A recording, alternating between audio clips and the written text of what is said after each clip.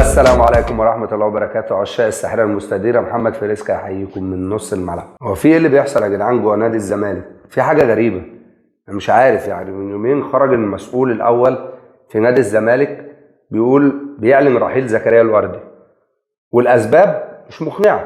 يعني أنت لو قاعد كده بتتفرج على الفيديو أنت ما اقتنعتش، أتحداك لو أنت من جواك اقتنعت بالأسباب اللي بيقولها رئيس نادي الزمالك. انا شايف ان الموضوع فيه في حاجه غريبه، يعني ان زكريا الوردي في ماتش الاهلي لعب كوره يعني السبب اللي هو كان رحيل زكريا الوردي، لعب كوره والكوره دي اثرت على نفسيته بعد صفحات السوشيال ميديا او المسؤولين عن الصفحات بتاع الجماهير نادي الزمالك بدات تهاجمه وبطلته كوره. وبعد كده الكلام كان بيتقال كده بالنص، رحيل محمود علاء كان سابه برضه بعض الجماهير. لا اصل زكريا الوردي لعيب محترف، يعني عادي، كوره عاديه. ايه اللي بيحصل بجد جوه نادي الزمالك؟ في حاجه مش طبيعيه. وزكريا الوردي لعيب مهم جدا جدا جدا، وحط تحتها مليون خط. هتقول لي ما هو ما ظهرش، ما هو برضه ما لعبش.